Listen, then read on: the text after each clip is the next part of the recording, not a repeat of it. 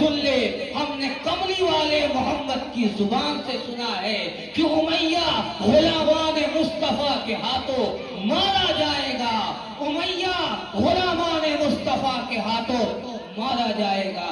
امیہ کے زبان سے، امیہ کے کانوں میں یہ جملہ پڑھنا تھا، حالانکہ وہ جناب رسول اللہ پر ایمان نہیں رکھتا تھا۔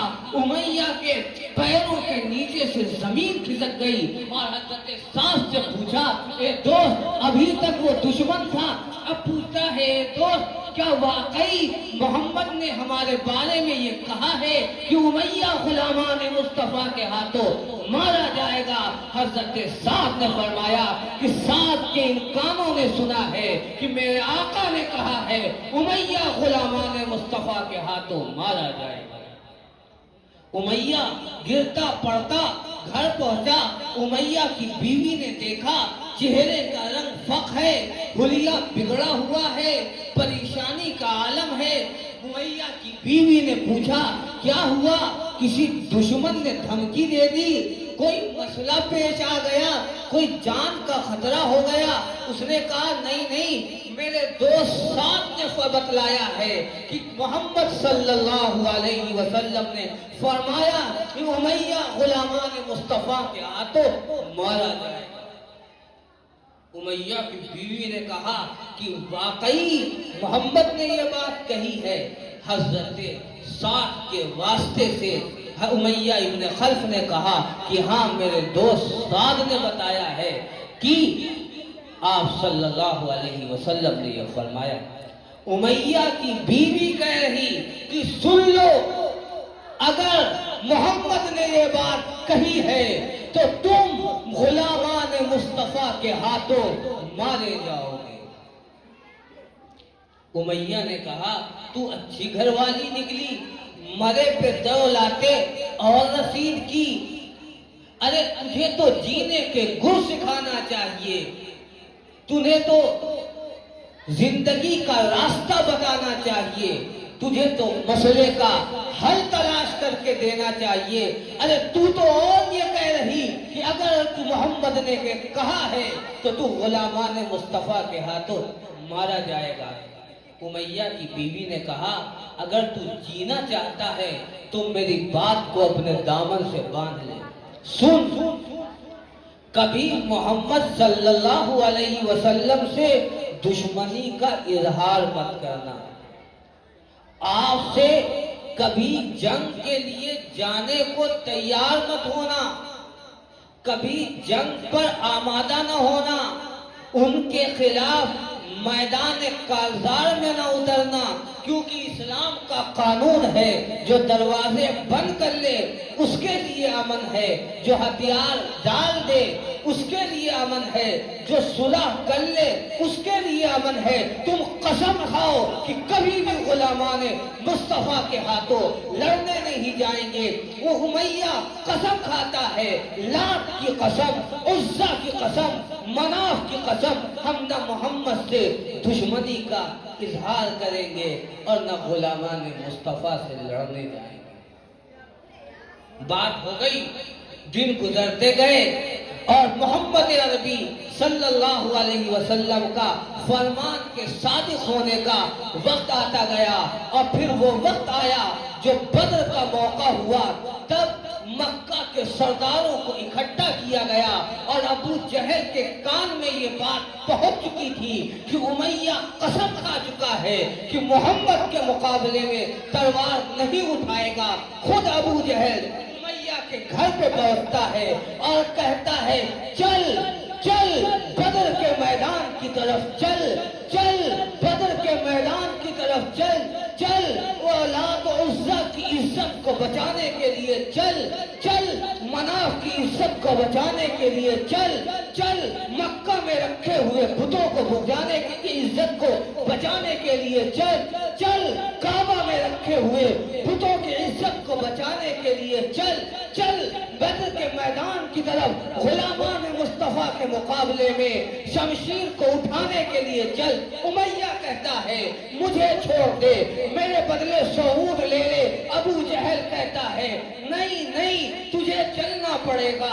ابو جہل سے امیہ کہتا ہے میرے بدلے میرے غلام کو لے جا۔ ابو جہل کہتا ہے نہیں تجھے چلنا پڑے گا۔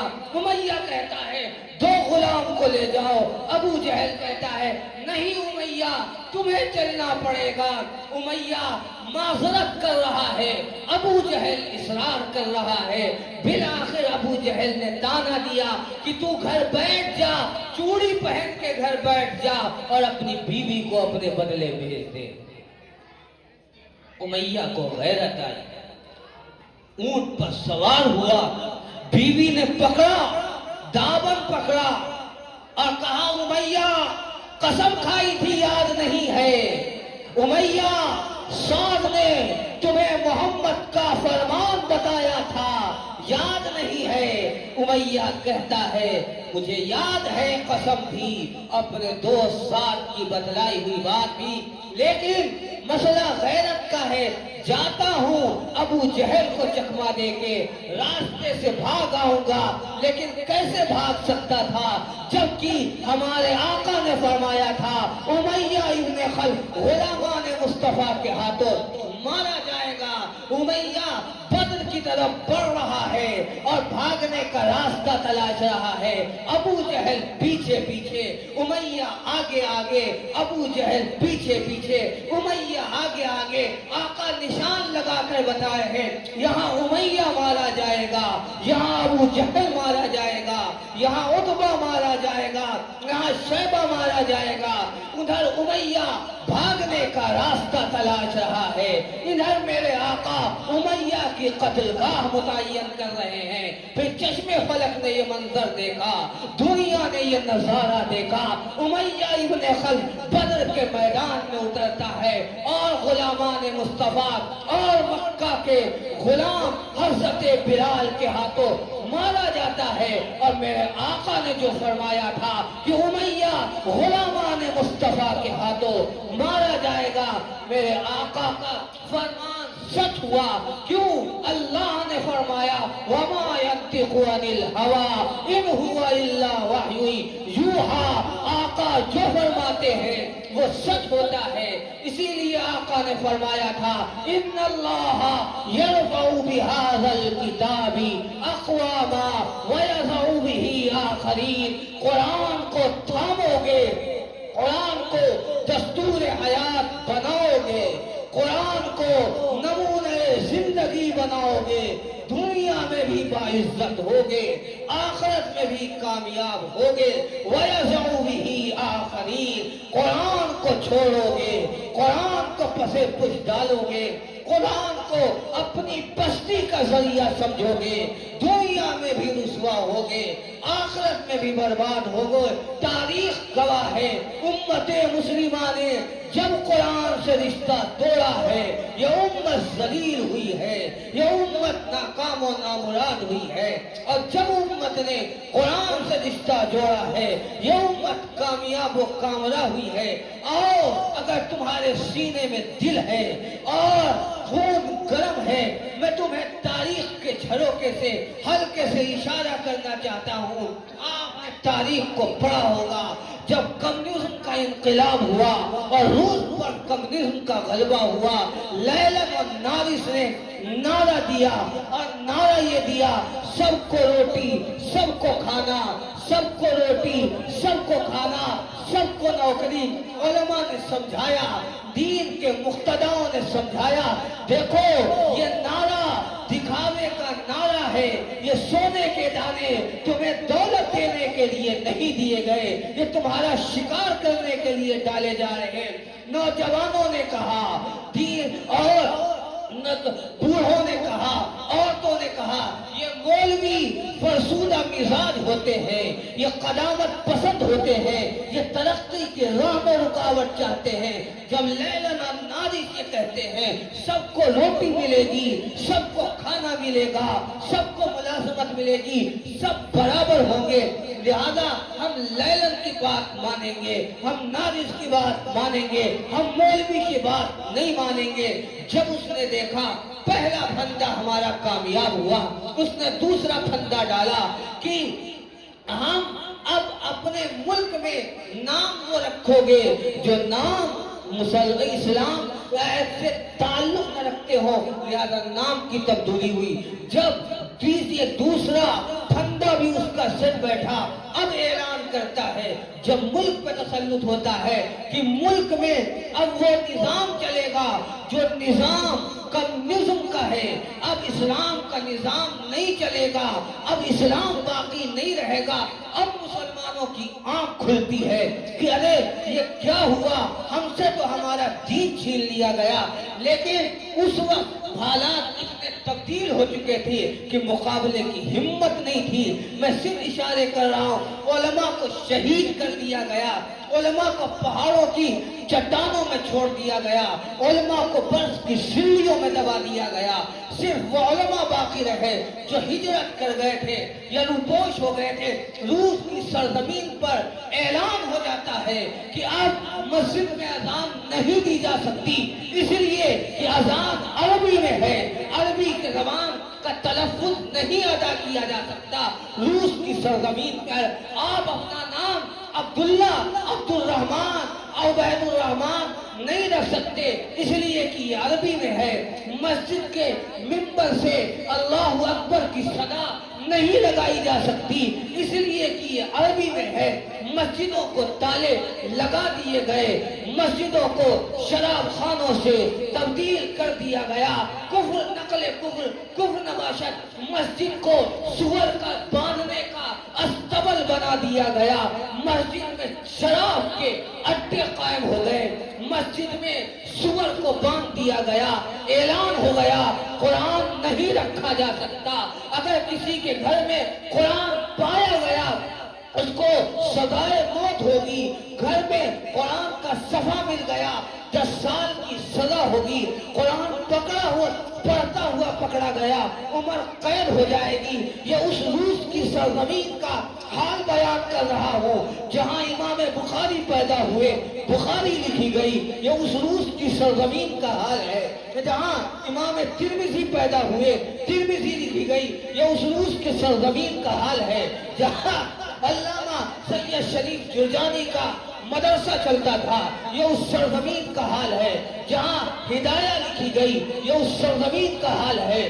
جہاں امت کے بڑے بڑے علماء پیدا ہوئے، لیکن آج وہاں اذان نہیں دی جا سکتی، آج وہاں سورہ فاتحہ نہیں پڑھی جا سکتی، آج وہاں قرآن نہیں پڑھا جا سکتا، وہاں مسجد کے محراب صدا لگا رہے ہیں۔ کہاں گئے وہ محمد کے مت والے جو اللہ اکبر کی صدائے بلند کیا کرتے تھے؟ ارے کہاں گئے وہ دیوانے جو مسجد کی زمین کو تہجد میں اپنے آنسوؤں سے تر کیا کرتے تھے؟ ارے کہاں گئے وہ اللہ کا نام لینے والے جو سورہ فاتحہ سے مسجد کے منبروں محراب کو بلند کیا کرتے تھے؟ ارے کہاں گئے حی علی الصلاۃ حی علی السماع کے زمزمے گانے والے؟ آج سب ختم ہو گئے، ویران ہو گیا، سب کچھ لٹ گیا۔ آپ کو کیا معلوم روس کی سرزمین پر یہاں تک حالات ہوئے کہ لوگ قرآن کو دیکھنے میں ترس گئے۔ ایک عربی رسالے میں اس وقت کا حالات کا تذکرہ کرتے ہوئے 2 نوجوانوں کا مضمون چھپا تھا 1991 میں، اور عجیب و غریب مضمون تھا۔ مضمون یہ تھا کہ 2 نوجوان ہندوستان کے نوجوان روس کی سرزمین پر کمیونزم کے انقلاب کے بعد یا انقلاب کے وقت وہاں گئے اور جا کر دورہ کرنا چاہا کہ دیکھیں کہ روس کی سرزمین پر کیا حال ہیں۔ انہوں نے دیکھا ایک بوڑھی عورت دروازے پہ کھڑی ہے، اس نے ان नौजवानों को दाढ़ी और टोपी में देखा, इशारे से बुलाया। दोनों नौजवान उस औरत के पास पहुंचे। औरत बूढ़ी थी। उसने कहा, मेरे बेटे, मैं चाहती हूँ कि तुम मुझे अपनी माँ कह लो। मैं तड़प रही हूँ और बिलख रही हूँ इस बात पर कि तुम मुझे अपनी माँ कह लो। उन बेटे नौजवानों ने कहा, माँ, हम आपको अपनी माँ कहते हैं। उस औरत ने कहा, जब तुमने इस बात का एतराफ कर लिया कि मैं तुम्हारी माँ हूँ, तो इस्लाम का हुक्म ये है कि माँ की बात माननी चाहिए। हम तुम्हें ये हुक्म देते हैं कि तुम जब हिंदुस्तान की सरजमीन से दोबारा आना तो कुरान लेकर आना, ताकि हम कुरान को देख सके कि कुरान का साइज क्या है, कुरान की जसामत कितनी है, वो कितना मोटा है, वो कैसा है। आज हम इस उम्र को पहुंच गए, मौत के करीब हो गए, मेरे पैर कब्र में लटक रहे, न मालूम कब तक अल्लाह की तरफ से बुलावा आ जाए। हम उसे पढ़ नहीं सकते, समझ नहीं सकते। हम रूस की सरजमीन पर रहकर कुरान को देख सकते थे। ए अल्लाह, तुम मेरे बेटो ये काम करना, तुझसे वादा करो कि हम अल्लाह की किताब कुरान को लाकर आपको दिखाएंगे। वो दोनों नौजवान हिंदुस्तान वापस आए, कुरान लिया, उस बूढ़ी माँ के पास पहुंचे, उस माँ को कुरान दिया, उसकी आंखों से आंसू जारी हो गए। उसने कुरान को हाथ से लिया, होठों से चूमा, आंखों से लगाया, सर पर रखा और बारे इलाह में हाथ उठाकर कहा, ए अल्लाह, रूस की सरजमीन पर रहते हुए, ए अल्लाह, रूस की सरजमीन पर रहते हुए न तो तेरा कलाम पढ़ सकती थी, न तेरा कलाम समझ सकती थी, ए अल्लाह, देख सकती थी। मैंने तेरा कलाम देख लिया है, तो मुझे माफ कर दीजिए। ये हाल रूस की सरजमीन पर हुआ। कब हुआ? जब वहां के नौजवानों ने, वहां के मुसलमानों ने, वहां के कलमा को लोगों ने ये कहा कि कुरान तरक्की नहीं देता है, तरक्की कम्युनिज्म में है, तरक्की अंग्रेजियत में है, तरक्की मगरिबियत में है, तरक्की इस दीन से दूरी में है। तो खुदा ने भी दिखाया कि की मोहम्मद से वफा तूने तो हम तेरे हैं, कि मोहम्मद से वफा तूने तो हम तेरे हैं। ये जहां चीज है क्या, लौह कलम तेरे हैं। जब तूने मोहम्मद से रिश्ता तोड़ा तो अब दुनिया में कोई नहीं रहा। फिर आखिर तगो दो के बाद 1990 में कान खोल कर सुनो, 1990 में रूस की सरजमीन पर 10,000 कुरान के नुस्खों के जाने की इजाजत हुई। पूरे 70 साल पाबंदी रही। 1920 में रूस की सरजमीन पर कुरान पर पाबंदी लगी। 1990 में 10,000 नुस्खे जाने की इजाजत हुई। 70 साल रूस की सरजमीन पर ऐसे गुजरे जहाँ कुरान रखना जुर्म था, कुरान पढ़ना जुर्म था, कुरान देखना जुर्म था, कुरान का नाम लेना जुर्म था। लेकिन 1990 में 10,000 कुरान के नुस्खे रूस की सरजमीन पर पहुंचे हैं। अभी 10,000 बच्चों के हाथ में पहुंचे होंगे और अभी उन्होंने बिस्मिल्लाह पढ़ी होगी और अपनी तुतली जबान से अभी ये कहा होगा, बिस्मिल्लाहिर्रहमानिर्रहीम, अल्हम्दुलिल्लाहि रब्बिल आलमीन, अर्रहमानिर्रहीम। अल्लाह की सिफत रहमियत को जोश आया और अल्लाह ने कहा कि तुमने कुरान को छोड़ा था, तुम जलील हुए थे, आज जब तुमने फिर कुरान को थामा है और मेरे रहीम और रहमान होने का इकरार किया है, तो आओ हम सिफत रहमत का मुजाहरा करते हैं। दुनिया ने देखा 1991 में रूस टूटकर बिखर गया है और रूस की 6 रियासतें अल्लाह ने फिर मुसलमानों के कदमों में डालकर ये बता दिया है, इन्नल्लाह यरफउ बिहाज़ल किताबि अक़वामा व यज़उ बिही आखरीन। ये कुरान ही तुम्हें तरक्की देने वाला है और कुरान को छोड़ोगे ये तुम्हें तनज़्ज़ुली देगा, दुनिया में भी बर्बाद करेगा, आखिरत में भी रुसवा करेगा। मुसलमानों, कुरान को जानो जिगर से जानो चिपका लो, अपनी जिंदगी का दस्तूर बना लो। कुरान को छोड़कर न आप आज آج عزت پا سکتے ہیں، نہ ماضی میں عزت پائی ہے، نہ مستقبل میں آپ عزت پائیں گے۔ چھوڑو دنیا کو، اس ملک کے اندر بھی یہی چاہا گیا تھا۔ 1947 تو دور کی بات ہے، 1857 ہی میں اس ملک سے مسلمانوں کا نام و نشان مٹا دیا گیا ہوتا۔ قرآن کو مٹانے کی کوشش 1857 میں اسی ہندوستان کی سرزمین پر بھی ہوئی تھی، اور جان لیا تھا دشمن نے کہ جب تک مسلمان کا رشتہ قرآن سے قائم ہے تب تک مسلمان کو ہندوستان کی سرزمین سے نہیں مٹایا جا سکتا۔ 1857 میں یہ طے ہوا تھا کہ قرآن کو ختم کر دو، ہندوستان کی سرزمین پر مسلمان کو مٹا لو گے، اللہ رحمت نازل کرے اکابر دارالعلوم پر، بقاسم العلوم والخیرات حضرت مولانا قاسم نانوتوی پر، فقیہ النصر حضرت گنگوہی پر، حاجی عابد حسین، حضرت مولانا ذوالفقار اور جو دیگر بانیان دارالعلوم ہیں، وہ سر جوڑ کر بیٹھے اور انہوں نے کہا اگر یہی صورتحال رہی اور ملک سے قرآن کے مٹانے کو ایک منظم طریقے پر شکار کیا گیا اور ہمارے بچوں کو عیسائی اسکولوں میں داخل کر کے مرتد بنایا گیا تو ان کے والدین تو انگریز کی دشمنی میں علم جہاد بلند کرتے ہوئے جام شہادت نوش کر گئے، آج ان کی نسلیں ایمان سے دور ہو جائیں گی۔ چنانچہ اس کے پورے 10 سال کے بعد دیوبند کی زمین پر ایک انار کے درخت کے نیچے ایک استاد اور ایک شاگرد نے بیٹھ کر الحمدللہ رب العالمین قرآن کی بنیاد ڈالی ہے۔ پھر دنیا نے دیکھا کہ چراغ سے چراغ جلتے چلے گئے، مدرسے سے مدرسے قائم ہوتے چلے گئے، اور کہا تھا کسی نے کہ میرے بانی کی وصیت ہے اس کے لیے، میرے بانی کی وصیت ہے اس کے لیے کہ جب کوئی سرمایہ بھروسے کا زرہ ہو جائے گا تو یوں سمجھ لینا کہ یہ توکل کا چراغ بے نور و ضیاء ہو جائے گا۔ ایسے ہی بے سر و سامانی کے عالم میں مدارس پر مدارس قائم ہوتے گئے، اور پھر دنیا نے دیکھا کہ ملک کے چپے چپے میں مدرسے قائم ہوئے، اور آج اس ملک کے گوشے گوشے میں مدارس و مکاتب کا جال اس طرح پھیلا ہے، اور حفاظ کی وہ تعداد اور حافظین قرآن کی وہ تعداد دنیا کو ان مدارس نے دی ہے کہ رمضان میں مسجدیں کم پڑ جاتی ہیں اور حفاظ بڑھ جاتے ہیں۔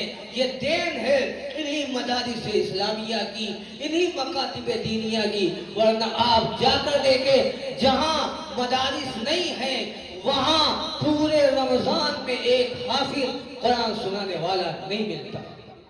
اس لیے قرآن سے اپنے تعلق کو مضبوط کرو، قرآن کی طرف وابستہ ہو، اپنے بچوں کو حافظ قرآن بناؤ، اور جو درسگاہیں حافظ قرآن بنانے کا پاور ہاؤس ہے اور جہاں قرآن پڑھایا اور سکھایا جاتا ہے، انہیں اپنی جان سے زیادہ عزیز جانو، انہیں اپنی حرمت سے زیادہ محبت کی نگاہ سے دیکھو۔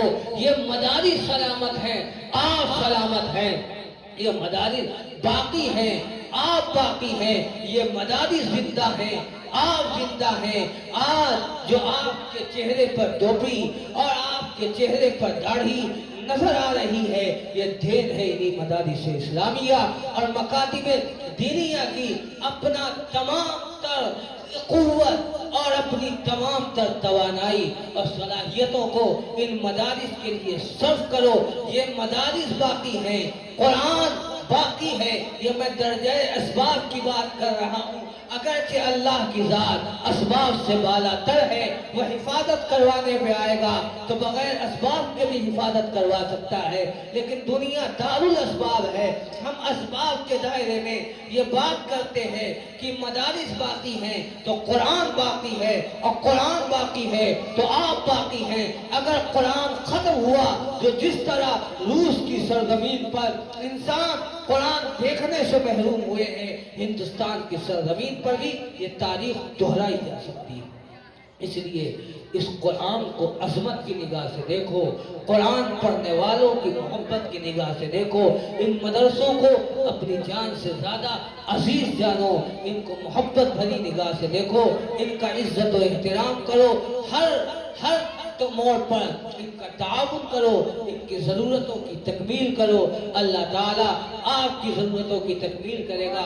پاک پروردگار عالم جو کچھ کہا گیا اس پر ہمیں آپ کو ہر ایک کو عمل کی توفیق نصیب فرمائے۔ اللہ تعالیٰ قرآن سے ہمیں سچا تعلق، سچی لگن، سچی دوستی عطا فرمائے، اور طے کرو کہ اپنے گھر میں ہمیں حافظ قرآن ضرور بنانا ہے، تاکہ قرآن ہمارے گھروں سے زندہ ہو، ہمارے گھروں میں بھی قرآن کی صدا لگے۔ اللہ تعالی ہم سب کے لیے قرآن کو آخرت میں ذریعہ نجات و شفاعت کا ذریعہ بنائے۔